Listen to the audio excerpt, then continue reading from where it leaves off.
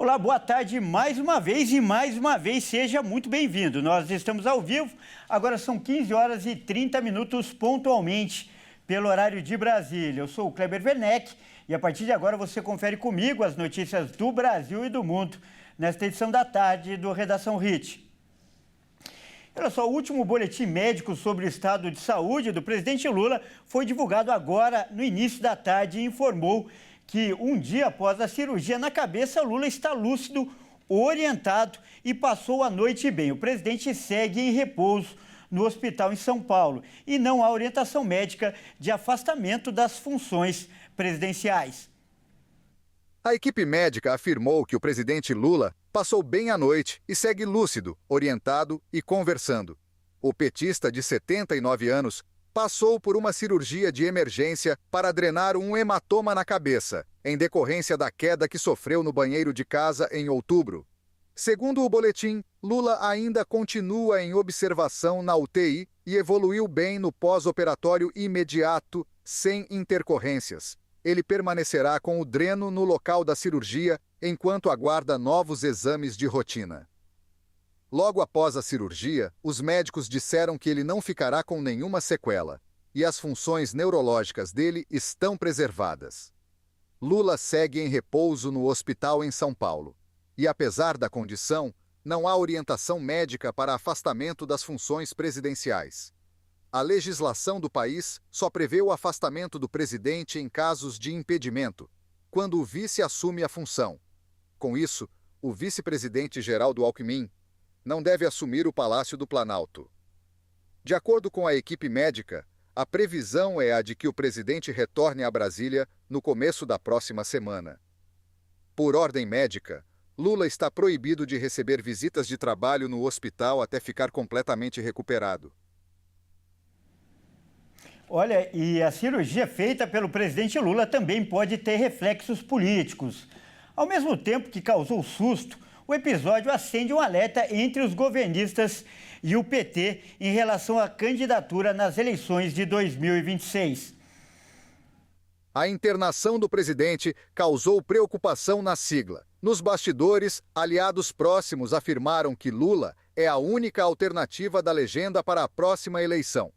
Dessa forma, a preocupação com a saúde do líder ganhou contornos políticos. Lula está se recuperando bem, em boa saúde.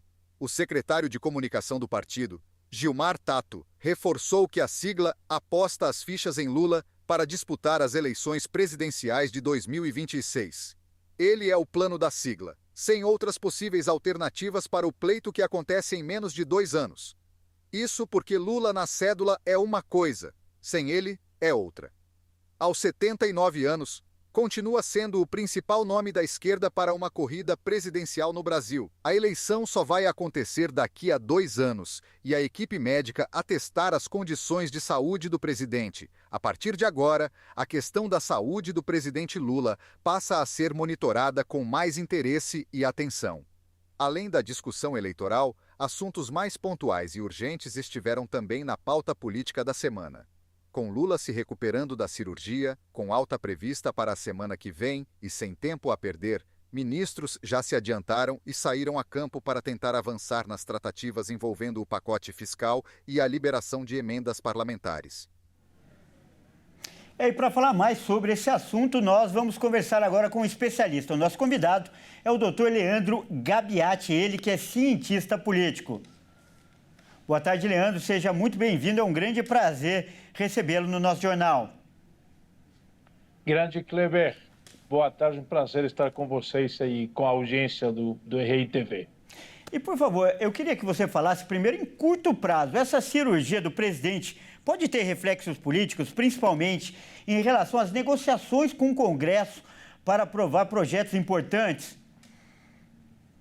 Vamos lá. Primeiro ponto. É evidente que a participação do presidente Lula diretamente nas negociações é um fator que facilita, até pela habilidade que o presidente tem para negociar, né? Facilita esse avanço da pauta. Agora, sabemos que o governo também tem outras figuras que dialogam com o Congresso, o ministro Rui Costa da Casa Civil, o ministro Padilha das Relações Institucionais, o próprio ministro Haddad da Fazenda. Então, o diálogo deve fluir. Eu entendo que as duas partes, tanto o governo quanto o Congresso, têm interesses no avanço da pauta. A questão será saber se o diálogo consegue levar a uma convergência de posições. Mas quando os atores querem conversar, e acho que esse aqui é o caso, o governo quer conversar e o Congresso está disposto a negociar, tudo tende a levar a uma convergência e uma aprovação, provavelmente, da maioria das pautas que estão em discussão, principalmente reforma tributária, orçamento para 2025, é aquele pacote de medidas fiscais, né, prevendo grupos dos próximos 2 anos. Agora, em médio e longo prazo, essa cirurgia aliada à idade avançada do presidente fomenta a discussão em torno da sucessão para 2026? Ser sinceros, o líder da nação, qualquer presidente da República, não só Lula, a sociedade espera que o líder esteja bem disposto, com uma saúde importante. Então, quando a gente vê um presidente com algum problema aqui ou ali, teve a queda, agora esse coágulo, né, que o presidente teve, logicamente não é positivo. Todo mundo espera, é evidente, que o presidente se recupere e consiga exercer as funções dele de forma normal. Da presidência anda presidente apto e forte, por assim dizer, né, ou com todas as luzes para a função. É evidente que não é um sinal positivo você ter um presidente com algum problema de saúde, mas é evidente também que faz parte, que está dentro do previsto e que há mesmo políticos e institucionais para lidar com a situação que temos hoje. Você, Cleber, mencionava justamente a ausência de Lula nas negociações, mas temos toda uma estrutura também de governo que está ali para suprir essa eventual ausência e manter as condições de normalidade, apesar desse momento particular da saúde do presidente. E por falar em estrutura de governo, como você falou, hoje foi divulgado o resultado da pesquisa Quaest sobre a aprovação, né, do atual governo, o governo Lula. E 52% dos brasileiros, a maioria, aprovam o atual governo, contra 47% que reprovam. A aprovação, inclusive, subiu 1 ponto percentual, né, em relação à pesquisa anterior que havia sido divulgada em outubro. Então eu peço que você comente o atual momento do governo e quais têm sido os pontos fortes e fracos dessa gestão. Vamos lá. Primeiro ponto a destacar na pesquisa, Kleber, é que a pesquisa não traz grandes mudanças em relação ao que foi a pesquisa anterior.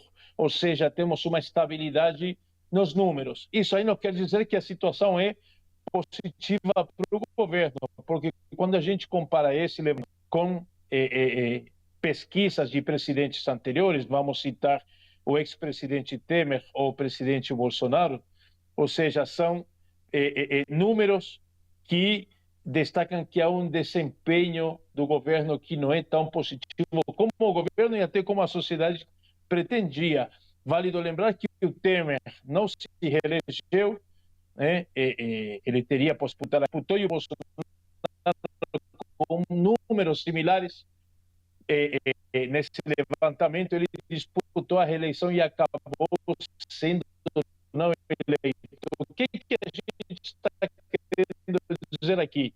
Esse presidente hoje, ele não garante a reeleição, ou seja, o governo Lula está muito do que o governo fez. Existem algumas questões que o governo tem que resolver ou encaminhar nos próximos 2 anos se o presidente disputar a reeleição ou eventualmente indicar algum sucessor. Vamos mencionar algumas questões nessa pesquisa também. Primeiro, problemas de comunicação. Acho que todo mundo sabe e percebe que se o governo está trabalhando, eventualmente não está comunicando bem, né? Ou seja, a gente não sabe muito bem o que o governo está fazendo, quais são as principais pautas do governo.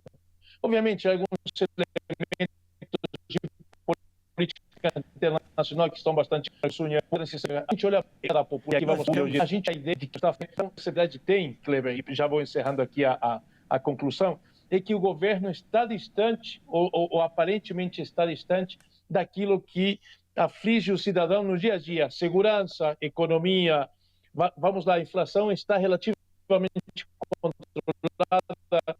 Esse ano deve fechar ainda que acima da meta de inflação. Infelizmente, nós estamos aí Mas com quando você repara na inflação de alimentos, Kleber, é aí que o assunto dispara, né? Pois não, pois tudo. Nós estamos com um pequeno problema de sinal, né? O sinal está falhando e, infelizmente, não deu para ouvir aí o final da sua resposta. A gente vai tentar melhorar esse sinal. Daqui a pouco eu chamo você de novo. Perfeito.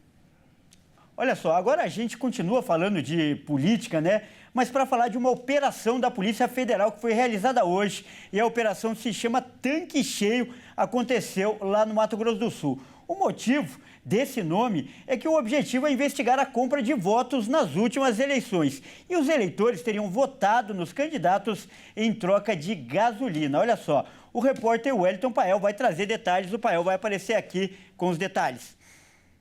A operação Tanque Cheio da Polícia Federal foi deflagrada nas primeiras horas da manhã de hoje. Foram cumpridos 3 mandados de busca e apreensão em Corumbá e também Ladário, cidades que ficam no Pantanal, aqui no Mato Grosso do Sul.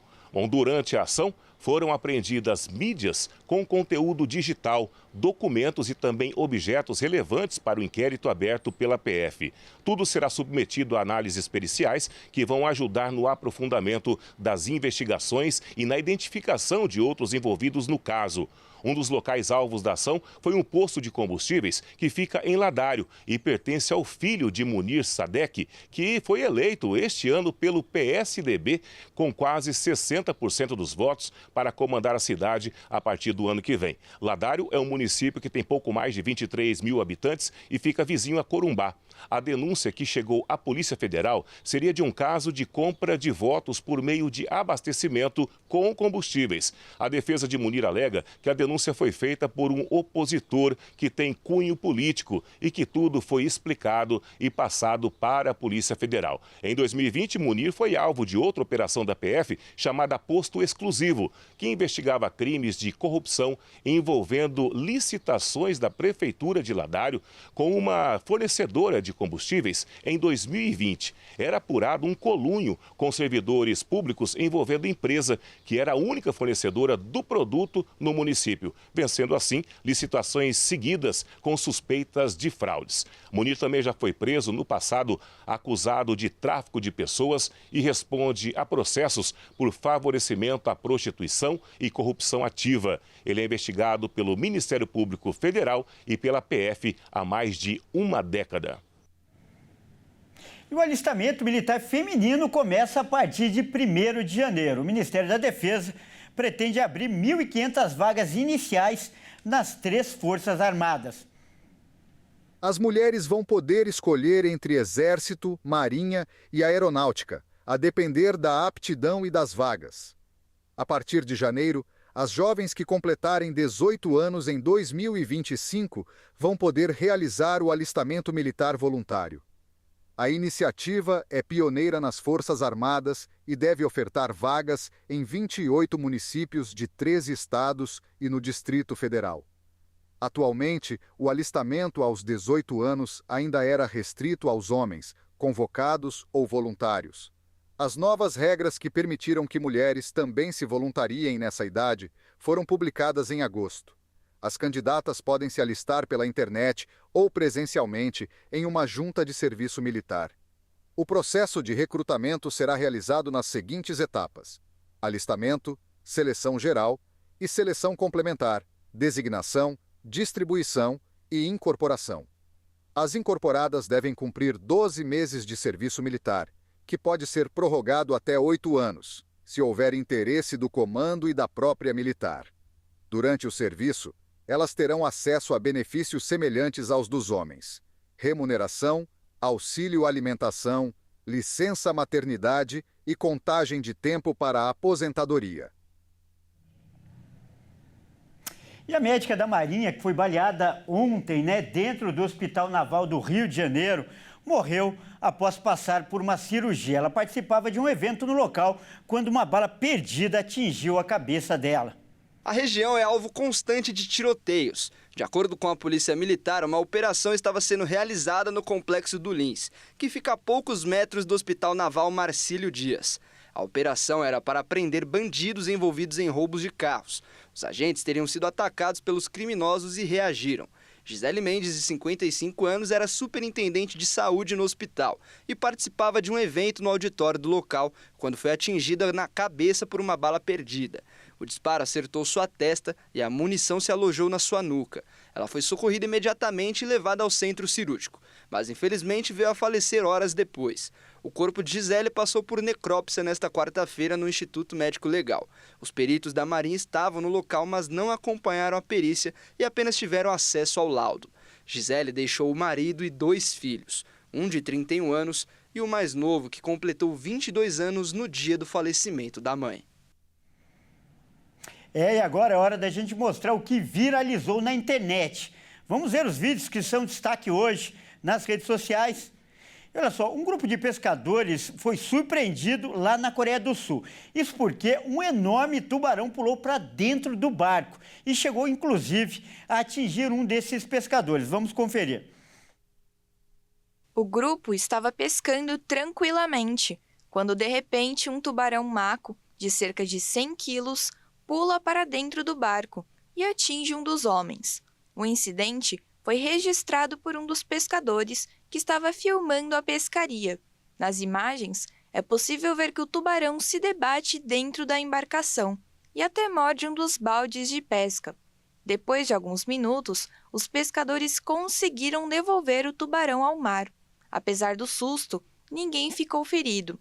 Segundo o pescador que foi atingido, esse tipo de situação nunca tinha acontecido antes e até brincou que o peixe talvez estivesse desesperado para ser capturado. E vou mostrar outro vídeo impressionante que também mostra um tubarão. Uma mulher, ela estava fazendo um mergulho quando foi atacada por um tubarão, mas ela conseguiu escapar. Mesmo assim, a cena é impressionante. Vamos ver.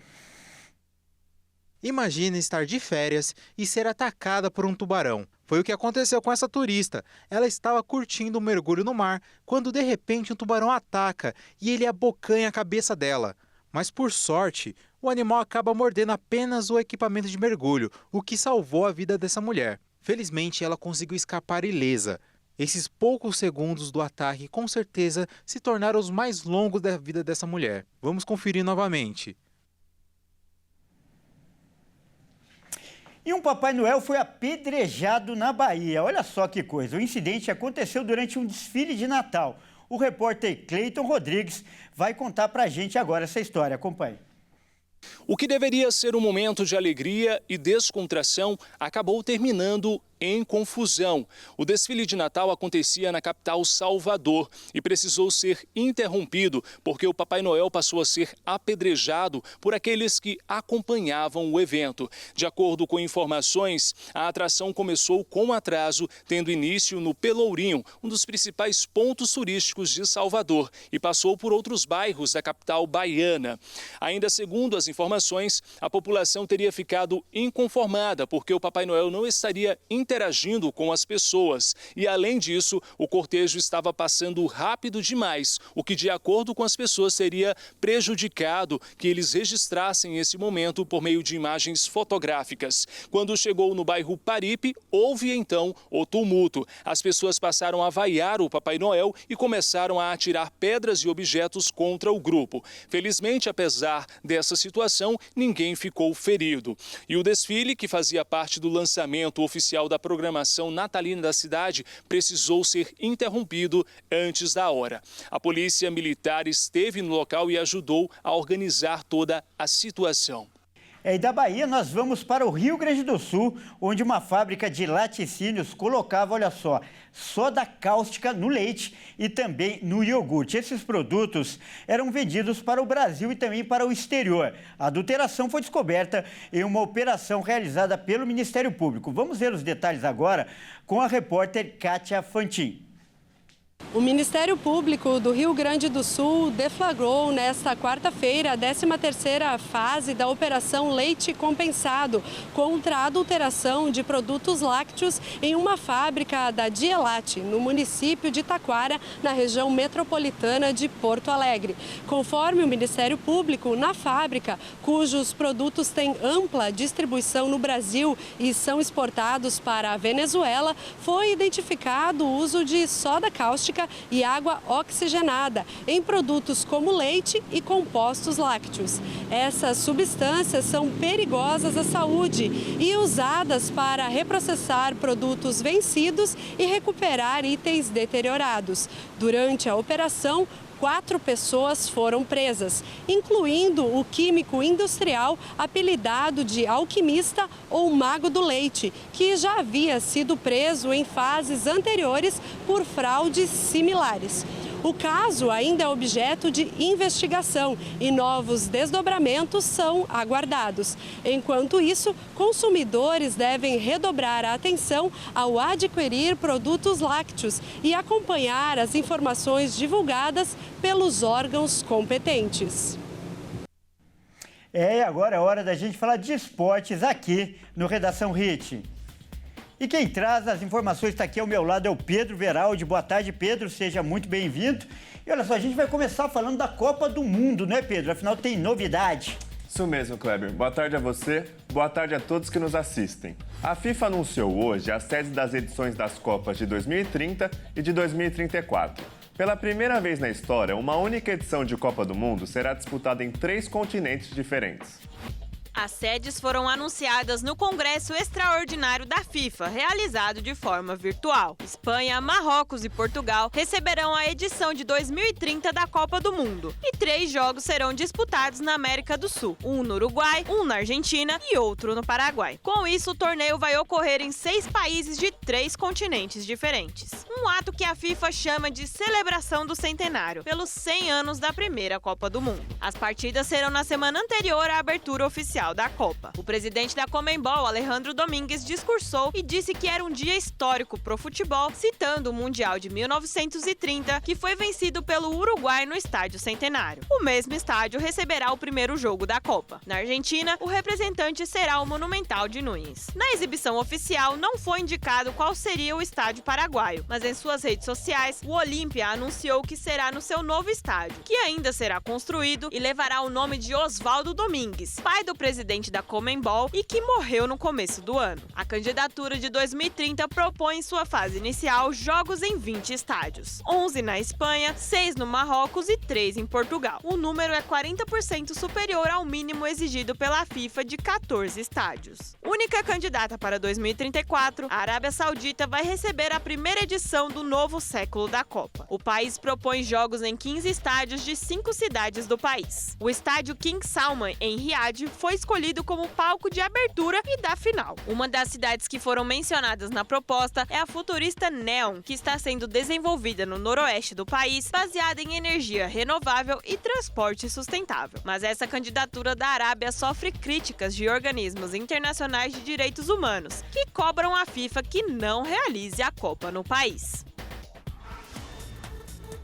Nessa época do ano, com o fim do Campeonato Brasileiro, os times buscam se reforçar para o ano que vem, não é, Pedro? E a todo momento surgem informações aí sobre negociações, especulações e até mesmo contratações. Então, atualiza a gente aí, Pedro. Quais são as novidades do mercado da bola? Isso mesmo, Kleber. Hoje o dia está agitado. Os tricolores estão movimentando o mercado. O Bahia está em busca de um goleiro. O São Paulo de um camisa 10. E o Grêmio está de olho em 2 velhos conhecidos. Vamos ver. O Bahia fez uma proposta para contratar o goleiro Everson do Atlético Mineiro, mas a diretoria vê a negociação como difícil. O jogador tem contrato com o Galo até o fim do ano que vem e já sinalizou em diversas oportunidades a vontade de ficar em Belo Horizonte. Outro clube que está tendo dificuldades no mercado é o São Paulo. O técnico Luiz Rubel Dias sonha com camisa 10 no tricolor, e o principal nome era o meio-campista Oscar, que teve passagem na seleção brasileira e depois de 8 anos na China, não renovou seu contrato e está livre no mercado. Para a tristeza do técnico tricolor, o jogador declarou que por questões pessoais não tem interesse em voltar para o futebol brasileiro. Oscar não é o único livre no mercado que recebeu proposta.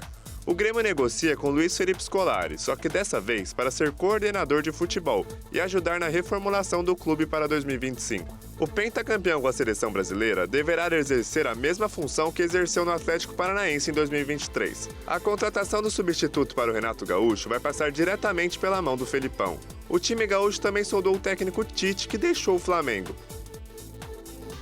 Olha, e acabou agora há pouco o jogo do Botafogo, né? O campeão brasileiro e também o campeão da Copa Libertadores da América pelo Intercontinental de Clubes lá no Catar. Como é que foi?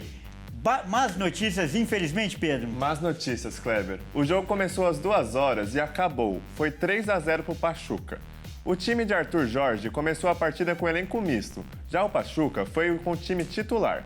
No primeiro tempo, o jogo foi equilibrado, acabou em 0-0, mas na volta em intervalo, o Pachuca dominou o time carioca, marcou 2 gols rapidamente e fechou o jogo em um contra-ataque. O Botafogo já venceu o Brasileirão e a Libertadores e teria a chance de conquistar a tríplice coroa. O jogo de hoje valia o troféu Derby das Américas, uma taça azul muito parecida com o tradicional troféu da final do Mundial. O próximo confronto do Pachuca é contra o Al-Ahly do Egito. O jogo é válido pela semifinal do campeonato. Quem vencer disputa a grande final do torneio contra o Real Madrid. Kleber, infelizmente não deu, né? Infelizmente não deu, mas a gente ainda continua parabenizando o Botafogo pelo belo ano, não é, Pedro? Isso mesmo, foi um grande ano do Botafogo. Tá certo, então, muito obrigado pelas informações e até amanhã. Até mais. Bom, a gente muda de assunto agora para falar que o verão está chegando, né? E a promessa é de muito calor. As temperaturas podem bater recorde. O ano de 2025 nem começou e já há previsão de ser o mais quente da história. O que pode amenizar as temperaturas é o fenômeno Laninha, que deve acontecer ainda esse ano. E sua chegada é muito esperada para aliviar o calor intenso que aconteceu durante boa parte desse ano.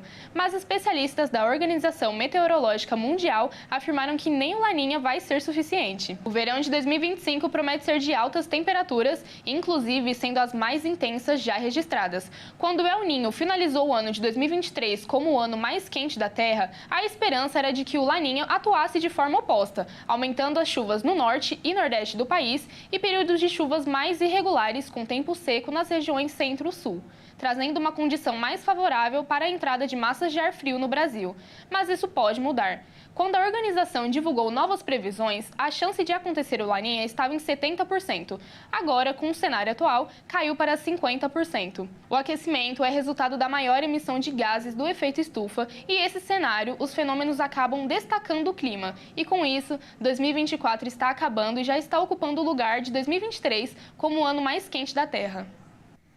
Bom, é isso aí, essa edição fica por aqui. Eu agradeço demais a sua companhia. E você que não é de São Paulo, não nos acompanha pela Rede TV, fique agora com a sua programação local. Você que é de São Paulo, nos acompanha pela Rede TV, fique agora com o programa Consulta ao Doutor com a Dani Parisi. Ótima tarde e até mais.